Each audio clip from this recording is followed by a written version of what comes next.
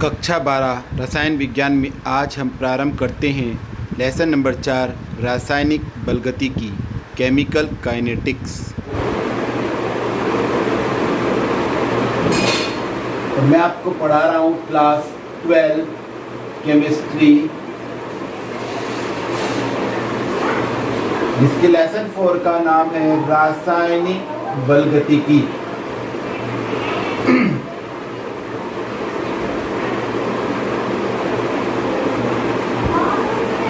Chemical kinetics.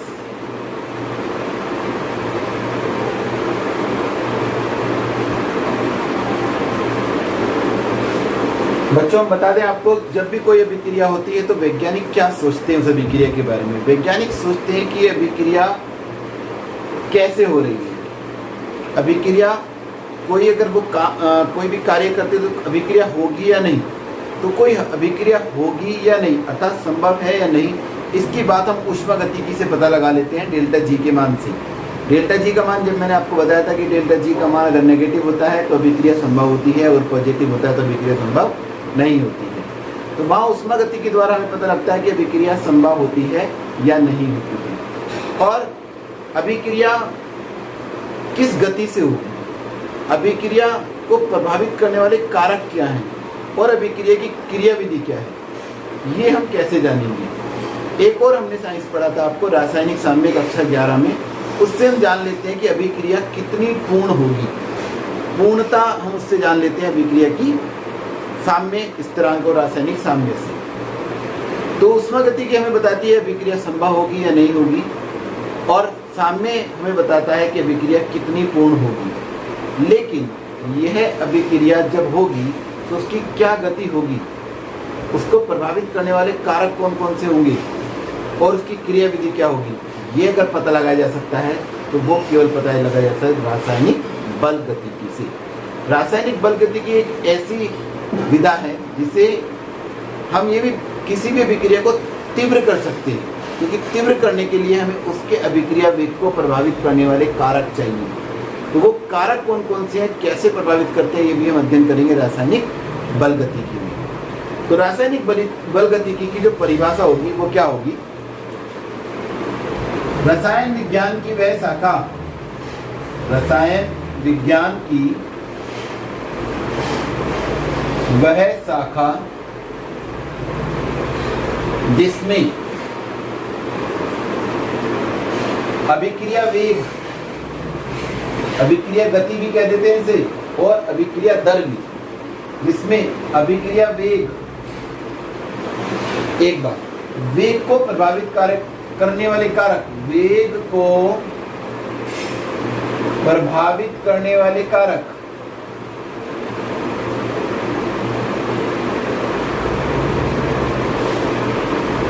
और अभिक्रिया क्रियाविधि, मैकेनिज्म, क्रियाविधि का अध्ययन किया जाता है।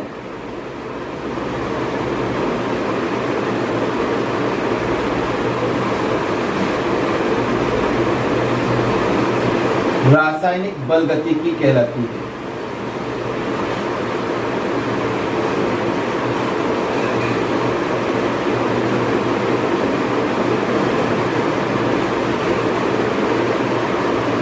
ये डेफिनेशन रासायनिक बलगतिकी, जो बलगतिकी शब्द है वो है काइनेटिक्स से। काइनेटिक्स मतलब गति, काइनेटिक एनर्जी आप पढ़ते हैं, गतिज ऊर्जा। गति का तात्पर्य यहाँ क्या है, ऐसा नहीं है कि अभिक्रिया कहीं जा रही है, दौड़ रही है। मैंने आपको पहले भी बताया, किसी अभिक्रिया की गति का तात्पर्य है कि उसके जो पदार्थ हैं जो उसमें भाग ले रहे हैं उनका परिवर्तन और उनकी सांद्रताओं में परिवर्तन, और सांद्रता परिवर्तन की दर ही हमारा क्या कहलाती है, अभिक्रिया वेग कहलाती है। तो जो सांद्रता परिवर्तन होता है वो उसकी दर, सांद्रता परिवर्तन की दर हमारा अभिक्रिया वेग कहलाता है। तो इसीलिए हमने इसका नाम दिया केमिकल काइनेटिक्स, रासायनिक अभिक्रियाओं का परिवर्तन जो हो रहा है। अब वो परिवर्तन किस प्रकार हो रहा है, उसको कौन कौन से कारक, मुख्य रूप से जो कारक होते हैं वे होते हैं ताप, सांद्रताएं, दाब, ये फैक्टर्स होते हैं जो किस बात को निर्भर करते हैं कि अभिक्रिया का वेग किस प्रकार से चलेगा, अभिक्रिया कितनी तेजी के साथ होगी। तो ऐसा विज्ञान जिसमें हम किसी अभिक्रिया के अभिक्रिया वेग, उसके वेग को प्रभावित करने वाले कारक और उसकी क्रियाविधि का अध्ययन करते हैं, रासायनिक बल गतिकी कहलाती है। आपको क्लियर हो गया। इस अभिक्रिया वेग के आधार पर हम इसकी गति के आधार पर ही इन अभिक्रियाओं को, रासायनिक अभिक्रियाओं को 3 भागों में विभाजित करते हैं, जो आज हम पढ़ने जा रहे हैं। आज का हमारा मेन टॉपिक यही है कि रासायनिक अभिक्रिया के वेग के आधार पर हम अभिक्रिया वेग को, अभिक्रियाओं के प्रकार को समझेंगे। तो पहला प्रकार जो हमारा बैठता है अभिक्रिया वेग में, वो आता है पहला प्रकार अभिक्रियाओं का।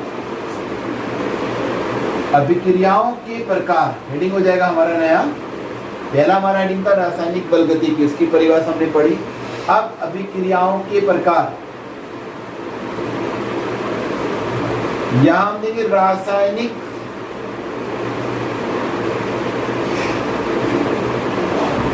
अभिक्रियाएं वेग के आधार पर, वेग के आधार पर मुख्यतः 3 प्रकार की होती हैं। मुख्यतः 3 प्रकार की होती हैं। कौन कौन से 3 प्रकार हैं? पहला नंबर तीक्ष्ण या तीव्र, या इन्हें कहेंगे हम आयनिक अभिक्रियाएं।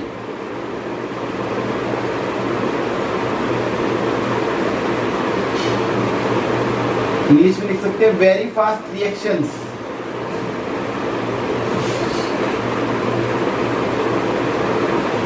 परिभाषा दे देते हैं, फिर बताता हूं मैं आपको। वे अभिक्रियाएं जो आयनों के बीच होती हैं,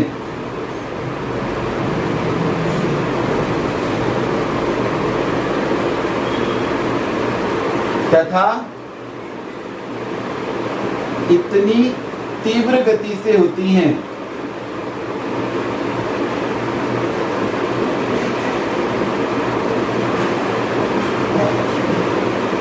कि इनके वेग का निर्धारण नहीं किया जा सकता।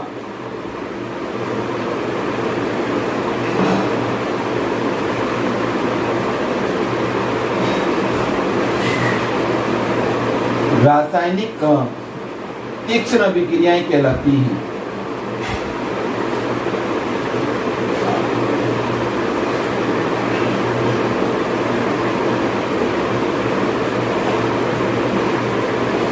तीक्ष्ण अभिक्रियाएं कहलाती हैं।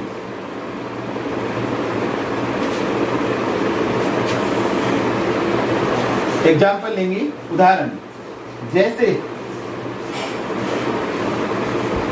NaOH plus HCl, NaCl plus H2O, AgNO3 plus NaCl, AgCl plus NaNO3। ये आयनिक क्रियाएं हैं।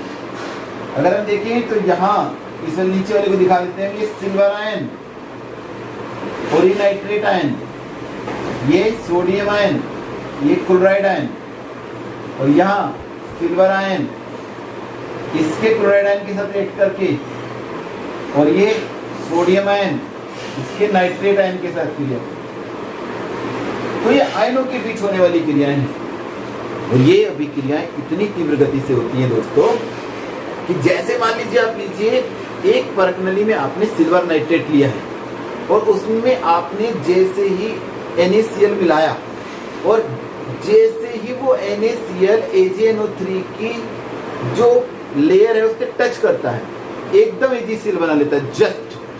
वो हमें कैसा दिखाई देता है? व्हाइट कलर का, क्योंकि AgCl के सफेद अवक्षेप प्राप्त होते हैं। तो जैसे ही वे एक दूसरे के संपर्क में आते हैं, बिना किसी टाइमिंग के, हमें पता ही नहीं लगता, एकदम से वो सफेद कलर आ जाता है। Very fast reaction. ऐसी रिएक्शंस का हम अभिक्रिया वेग कैलकुलेट नहीं कर सकते हैं, और ये अभिक्रियाएं मुख्यतः आयनों के बीच में ही पाई जाती हैं।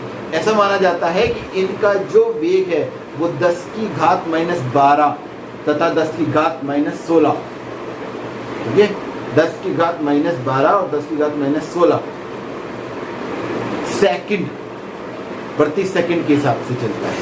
10 की घात -12 और 10 की घात -16, लगभग आप समझे कि कितनी कम गति से, 1 सेकंड का भी अगर हम बात करें 10 की घात 12वां भाग, इतनी देर में क्या हो जाती है, एक अभिक्रिया हो जाती है। तब 10 की घात -12 सेकंड आएगा।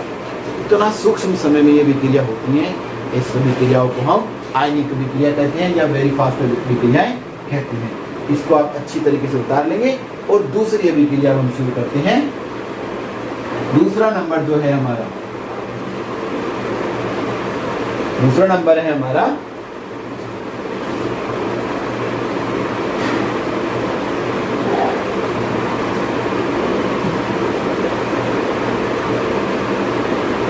अति मंद अभिक्रियाएं।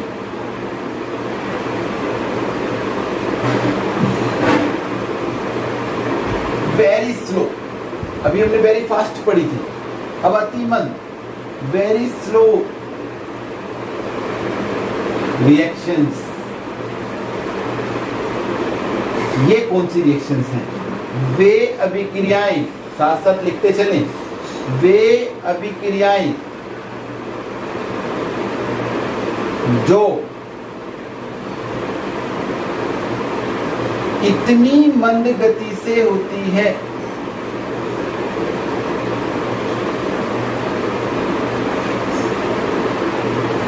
कि इनके परिवर्तन का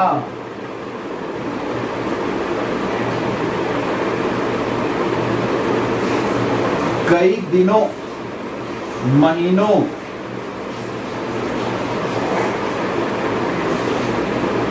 वर्षों बाद भी, कभी कभी वर्ष भी लग जाते हैं, वर्षों बाद पता चलता है।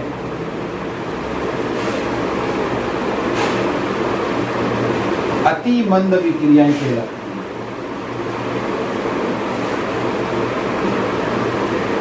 जैसे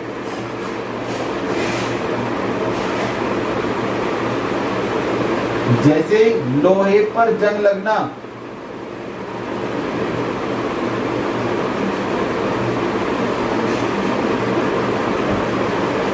उत्प्रेरक की अनुपस्थिति में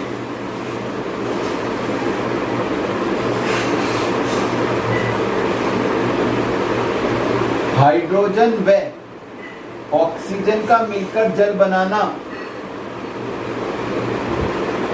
वर्षों लग जाते हैं। और जंग लगने की क्रिया, दोस्तों जब हमने आपको संचारण पढ़ाया था तब बताया था आपको जंग कैसे लगता है। एक आयनिक अभिक्रिया आपको उसमें दिखाई गई थी कि किस प्रकार से लोहे की जो सतह होती है वह कैथोड और एनोड का कार्य करती है, और H धन उत्प्रेरक की उपस्थिति में आयरन फेरस आयन में चेंज होता है, फेरस फिर फेरिक में चेंज होकर फेरिक ऑक्साइड इंटू X2 बनाता है, जिसे हम रस्ट कहते हैं। तो ये जो जंग लगने की क्रिया, ये ऐसा नहीं है कि 1 मिनट में हो गई, ये धीरे धीरे होती रहती है। और जब जंग पूर्ण रूप से बन जाता है, पपड़ी के ऊपर पपड़ी जमने लगती है, तब हमें दिखाई देना प्रारंभ होता है। तो ये एक अति मंद अभिक्रिया है। और जो वेरी स्लो रिएक्शन होती हैं उनके वेग का निर्धारण भी हम नहीं कर सकते, क्योंकि हमें पता ही नहीं चलता कि कब अभिक्रियाएं हो रही हैं। तो इनके नीचे लिखा जा सकता है, इनके वेग का निर्धारण भी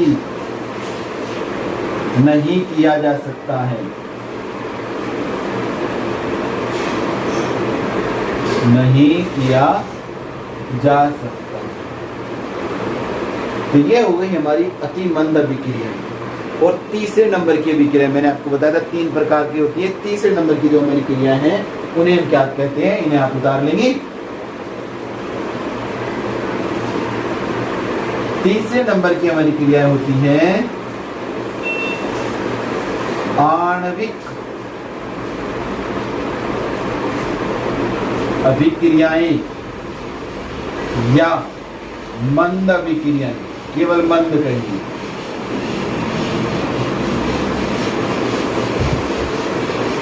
अगर हम बात करें तो मॉलिक्यूलर रिएक्शंस या स्लो रिएक्शंस,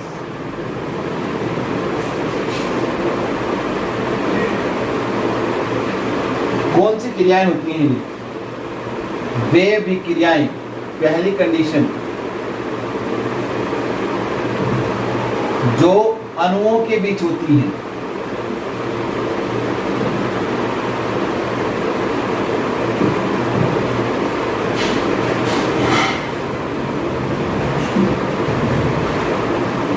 और ना तो अति तीव्र और ना अति मंद गति से होती हैं, ना तो बहुत ही ज्यादा धीरे हो रही हैं, ना बहुत तेजी के साथ।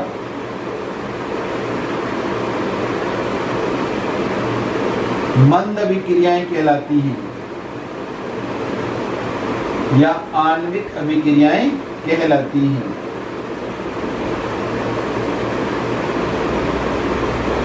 इनका ये कंडीशन नहीं है, अभी तक दोनों में अभिक्रिया वेग निर्धारित नहीं होता था।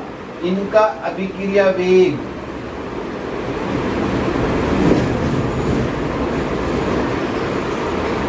निर्धारित किया जा सकता है।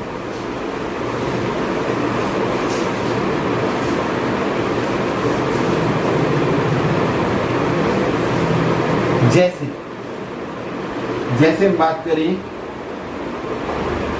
H2O2 विघटित हुआ H2O में और O2 में। एथिल एसीटेट का जल अपघटन करें,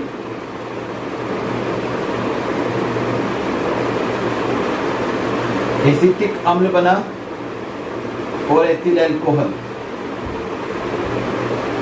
या सुक्रोज का जल अपघटन करें,